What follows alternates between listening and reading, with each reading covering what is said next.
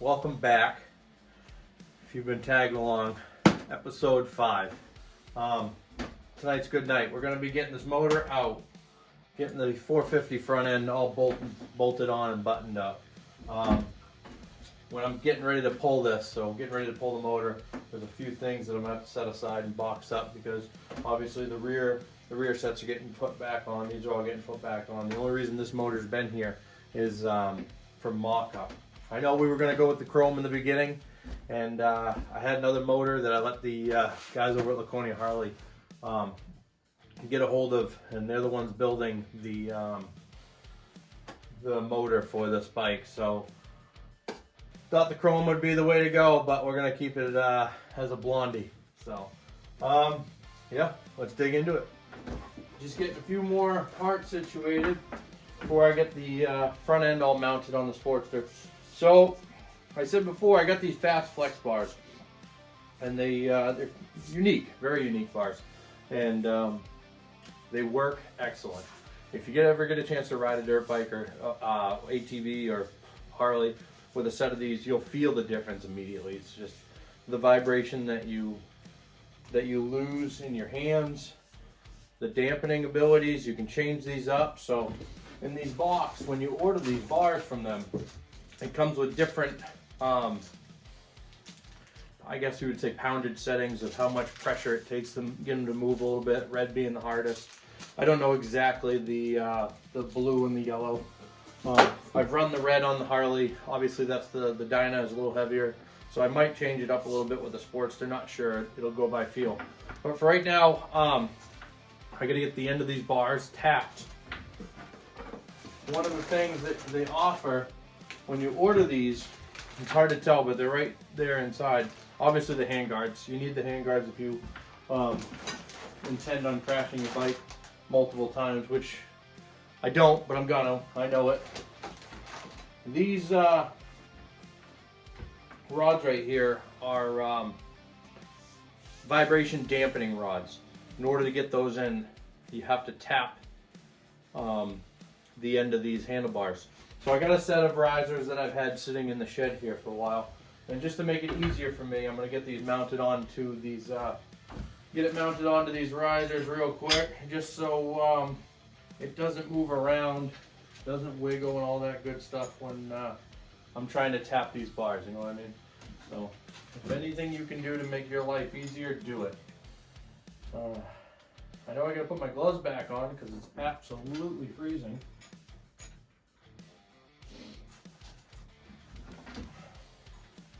Bitwell had a closeout sale.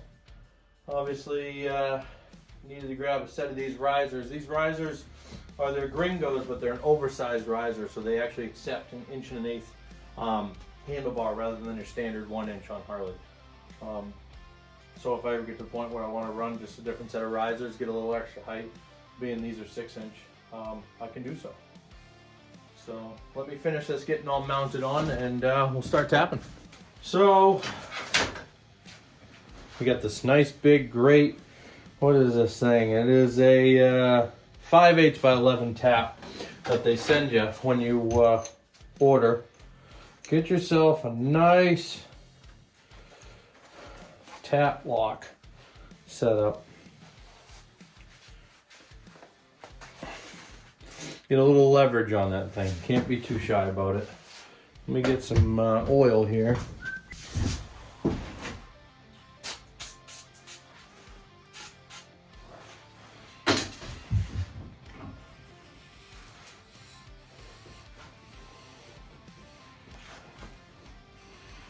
If you've ever tapped anything, you know it's pretty simple. So this is what I'll be doing. Alright, so just going to take this, slide that right into the end there. It gets a little tight when the O-ring hits, kind of left and loosey, righty-tighty type deal. Get your mess of an Allen, and then just thread it in.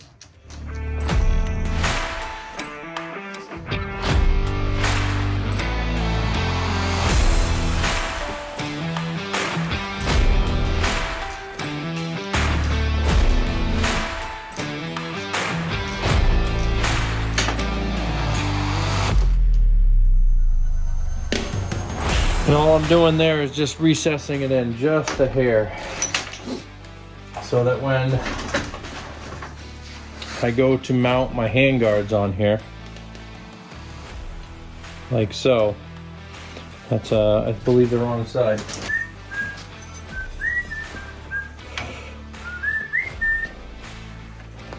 Like that, zoomed in my hand. That way the handguard sits nice and flush when I go to tighten it all down. That's all I'm doing there, the reason for recessing.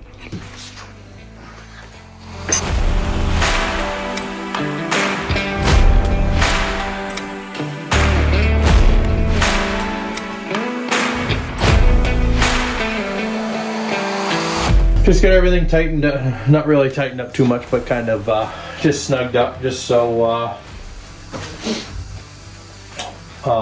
mock-up purposes.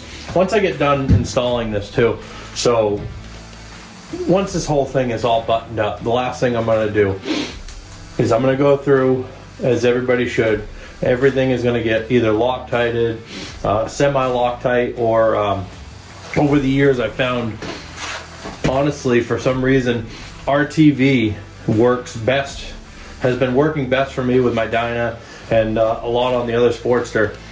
Rather than using your regular, what you call it here, just your regular Loctite red, either blue. I've tried them all. For some reason, when you're rallying these bikes, they just tend to loosen up. So I got the idea one day to just try some RTV. Obviously it's rubber, so it absorbs vibration. And I've found through the other bikes and just kind of beating on these along the way, the RTV works very well in the bolts not loosening up. So towards the end of this build, probably, like I said, the last thing I'll probably end up doing is going through, combing over everything. Make sure all my nuts and bolts are tightened up, because the last thing I want to do is have a breakdown in the middle of the race because of something as stupid as a loose bolt. And when you're doing that race, you don't necessarily have enough time to carry a bag of tools or want to carry a bag of tools. And the Mint 400 isn't a chase vehicle situation. It's kind of a trial of man and machine. Are you both going to make it? Because you really don't have enough time to fix the bike or find somebody to fix it. It's just you in the open desert. You have two pits, one on each side. Either you make it to one side or you don't, and then you sit there and wait towards the end of the day when they come scoop you up. So a lot of people don't realize that if you do want to tackle this race, part of the planning for it is you actually have to bring food and water to be able to sit in the desert for 12 to 18 hours before a chase vehicle from the safety team comes out and picks you up. So that being said, we're going to get this all wrapped up and spin these around here in a second and start installing the front end on this bike. I don't know how I'm going to do it, but I got to do a little bit of cleaning. I know that. I'm sure you've already seen and thought about to yourself, how's that kid even doing anything? Well, I don't know. There's shit everywhere, but we're getting there. So stay tuned. Be right back.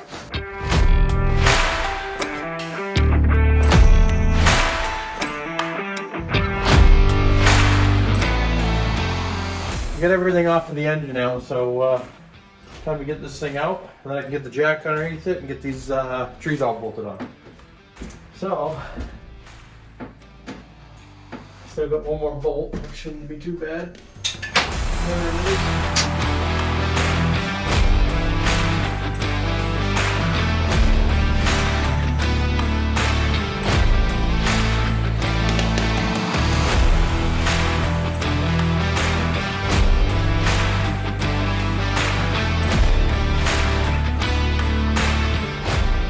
Alright, we got motor out. I'm about to get this front end unbolted. I'm sitting here kind of laughing to myself because in 30 days is the Mint 400, and this is how it sits. So I have a bike sitting like this for the Mint 400. We got 30 days. 30 days. Yeah.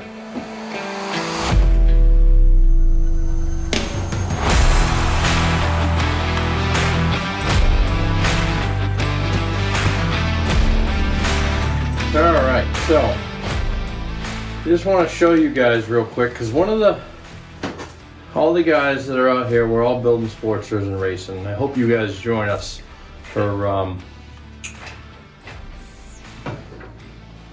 future down the roads racing Sportsters. I just want you to see how easy this is.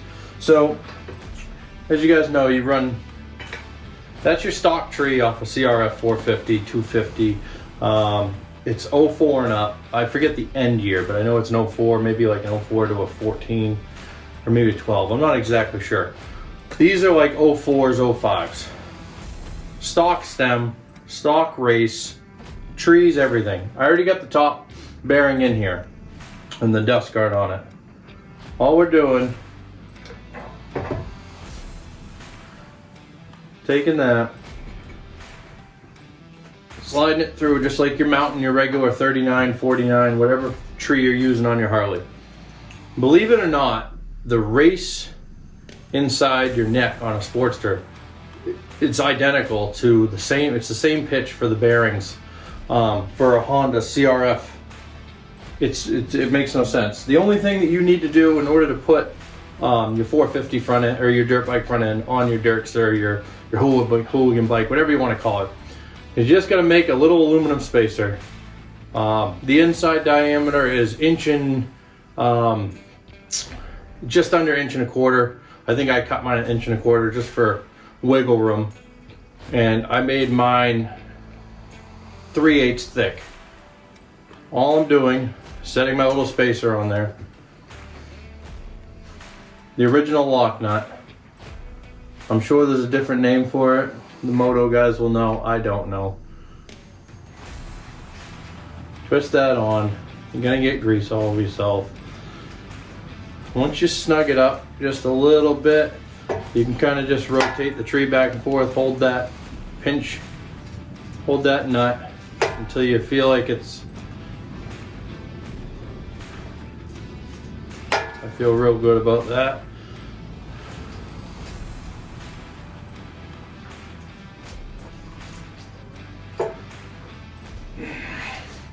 There you go. Your tree is now mounted. That's it. It's unbelievable. It makes no sense that Honda and Harley have something that close together. It doesn't make any sense. I don't get it. There you go. Now, we'll bring this top tree over here.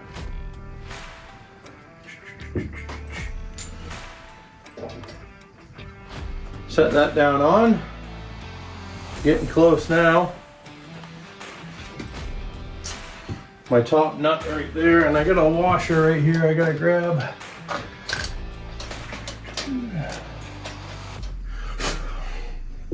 Just a little flat.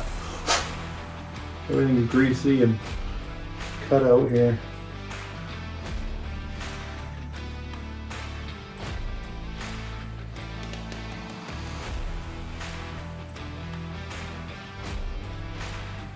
Probably should have taken my risers off before I tried to even go ahead with this.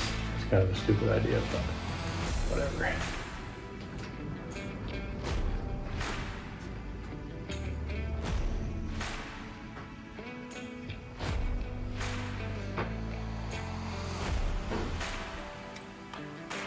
But that's it.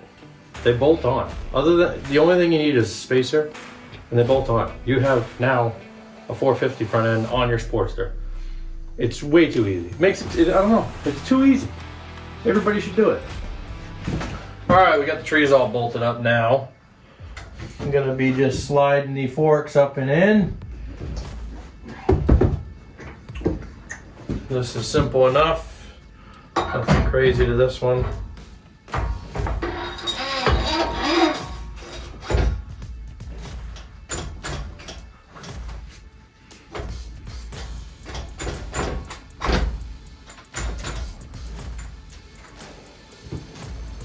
Other than loosening everything up before you put it all together.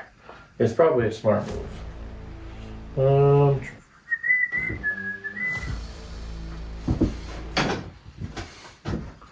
Don't give me grief, I know it's the wrong tool, but it's within arm's reach, and I don't care. Plus it's also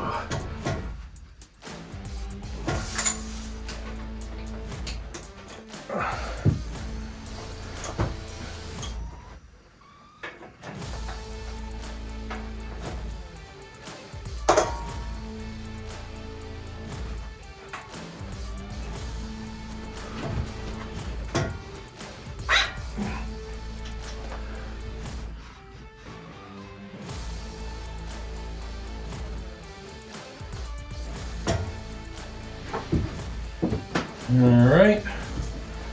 Get this one up in there. Remember to loosen bolts so I don't do that dumb shit again. Bam, bam.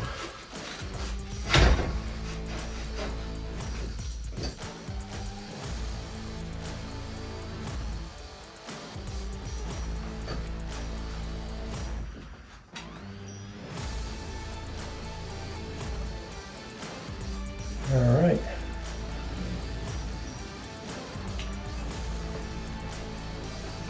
We'll get our 10 mil out and tighten all this stuff down for mock-up purposes. Shouldn't even say mock-up because this is the final mock-up. Once I get everything snugged up, I'll pull each bolt out one by one, Loctite it, torque it back down to spec, and I won't have to touch it till the end of the race. So that's pretty good. We have the bike sitting on wheels. Yes, I know I got a bar for my rear shock. I was told my rear shock is going to be a little while. It's cutting it close, so I'm getting a little nervous, but either way, I'll have something. I'm not too worried about it. Yeah, it's on a front wheel. It's not the one I'm going to be running. It's just on a 21 for now, which is needs a bearing. It's a good thing I'm not running that wheel. So, next thing I'm going to do tonight before I get out of the shed and get back into my house. So I want to get these fast flex bars on this bike mounted up. I was able to score one of the BRP mounts. Now this BRP mount is it's meant for 1.1/8 bars, but I'm able to run this Scott's steering dampener. So once I need to get a new arm for the dampener, but once I get that, this is gonna end up sitting underneath the bars.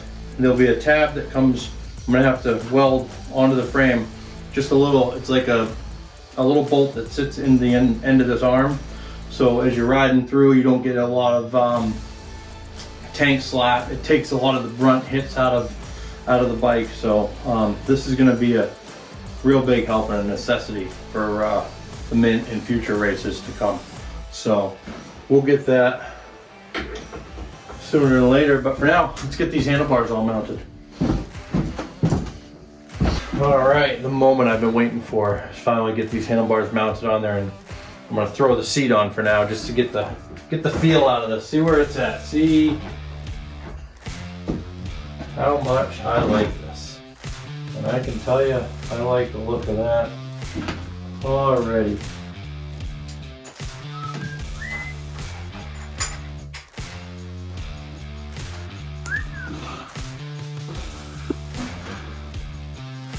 All right, so we're on wheels. Not the correct wheel for the front. That's just my spare 21. This is the correct rear for the wheel for the rear. I'm gonna change the rubber a little bit. That's more set up for hill climbing, kind of a paddle tire. But as you can tell, I still got the steel bar here, which is 17.5. So this bike, I didn't take any drop out of the front suspension. Kind of wondering if I should have, but I'm only 5'11". My legs ain't that long, but this is a good feeling bike. This feels better than my other Sportster right now, the way it's sitting. There's seat height to me, waist. So it's a tippy toe bike. I'm hoping once I get the motor in it and the suspension, once I get the motor in it, rear and front suspension will sag down. Should lose a little bit for sure. But I'll tell you, once I get my rear sets on here, my feet are right here, my standing position, oh, it's gonna be good. That is gonna be a good feeling, let me tell you.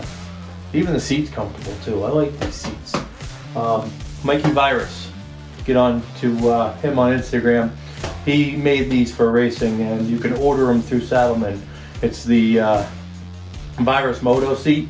It's either go through Saddlemen or him, his own Virus Moto website, and it's got a parts thing you can get to. But them fast flex bars, let me tell you.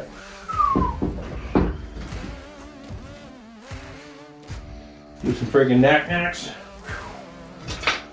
Oh.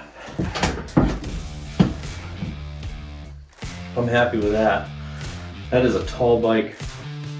Alright, so we're back out in the shed again. We got a short countdown to begin this journey from New Hampshire to Las Vegas. There's a little bit of background noise, sorry about that, but it's absolutely freezing here in New Hampshire, so I got my heater going. I'm going to finish getting the handlebars all buttoned up. And now at this point with assembly, everything from now on is going to start to get Loctited. So everything that's now going to start seeing get finalized, put on this bike and torqued down is going to see some red Loctite or some RTV depending on the location. Like I said before, it's just, I found that the RTV works really well with dampening vibration and doesn't tend to loosen up. I've had Loctite when you're running these things off-road loosen up. I don't know, I don't have a reason. Maybe it was my mistake, but it just seems like to me that the RTV is holding up nicely. So I got this, I forget what the heck the mount's called there, the BRP mount. It's for a for a Scott stabilizer. I don't have the parts right now to complete that, so I will be running the Mint 400 without a stabilizer, which I'm not too worried about it. I did it on my Dyna. The Dyna is 600 something pounds. This is going to be way lighter. So for now, I had to get some longer bolts because I was able to reuse the Pro Taper handlebar clamps with the BRP mount in order to mount these fast flex bars up. So I'm going to get these finalized, get at the location that I want, and I just got my motor back from Laconia Harley, so I'll be getting that installed here soon. But as for the front end, it's all bolted up, tightened down, completed. We'll be getting the brakes all hooked up, clutch lever, grips all on tonight, and this is the final assembly process. So that being said, I gotta get to work. So one of the things I'm running here is the Bitwell whiskey throttle tube. As you notice, it's got a sealed end on this thing, and I need to be able to have that fit over the handlebar, and with the handguards I need to have this end exposed. So what I'm going to be doing is just taking a tapered, just a taper bit, something simple like that, line it up. We're going to drill that out till we get down to that side where we can slide it on and get that all bolted up. Little buffing wheel.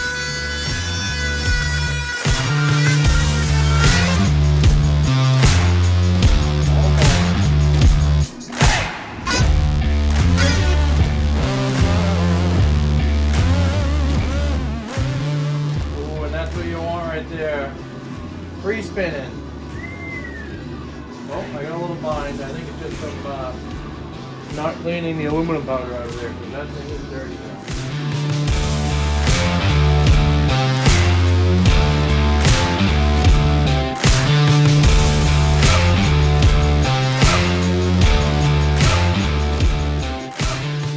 now. Alright, so I know I've hit you with the same angle the whole time. I'm not a videographer, but I am what you would say a amateur bike builder. Got the front end all bolted on. I got the throttle where I want it. I got it so that the front brake is in working position where you can actually squeeze it and it doesn't hit the housing for the Bitwell whiskey throttle. I'm still waiting on my fork guards at the moment, so I can't button up the rest of my front brake line that goes down. But that being said, pretty much front end is complete. There's nothing else I can do other than put the plastics on it. I said earlier I got my motor from Laconia Harley. They just finished that up, so we're gonna get that thrown in and start the final. This is it. This is the final piece together of all of it. We got another, I think, like 15 days till I hit the road. So I'm gonna shut up. I'm gonna put the phone on time lapse and start getting the pieces to this puzzle all in order. All those little final things that you've seen along the way, all the homemade rear sets, my rear brake setup, my oil cooler. I got a 10-row Jag oil cooler that's going to be getting put on the left down tube, getting all the lines made up for that, getting that all buttoned up. And this isn't the exact tank that I'll be running, but it's what I'm going to use to get the motor test fired, to get it tuned until I get all of my tins back from 139 Designs up in Vermont. He's been busy up there doing whatever he does, and hopefully we'll have those back shortly. So now comes the struggle. One-man band.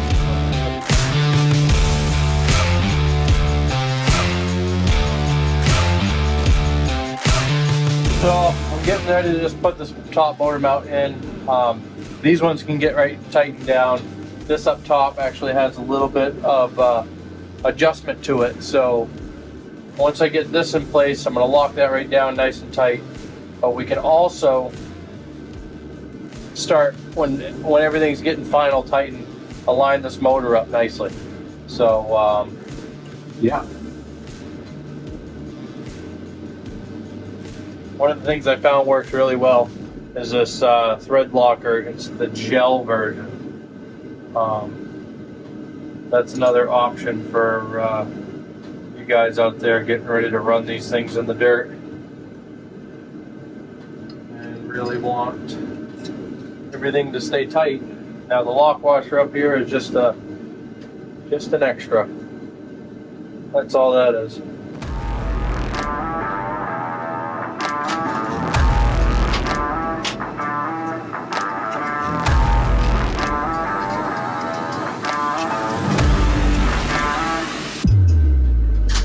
So a lot of people ask me on these builds for chain tensioner wise,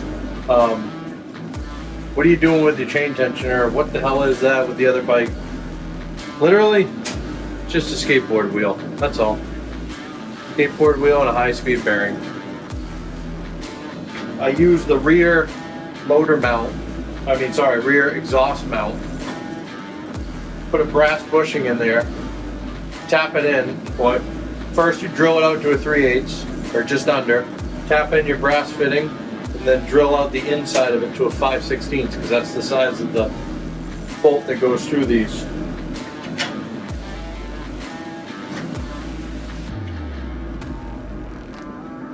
I'll send it the rest of the way through, but I gotta build a little spacer just so it doesn't hit. That's it. The chain rides right on that as it's going.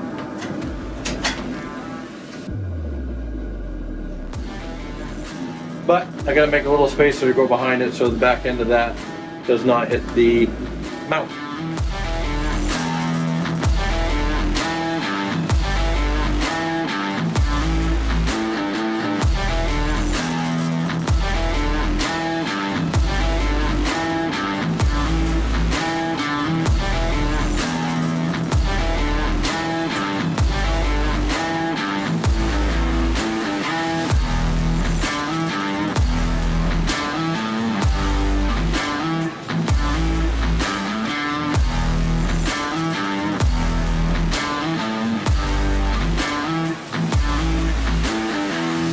Alright, what's up guys? We're over here at the 20 Harley, getting everything wrapped up and getting real close to that first fire.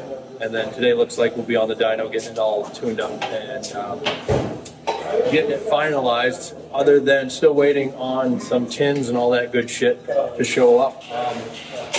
Real close right now to everything drivetrain worthy being done and ready to go.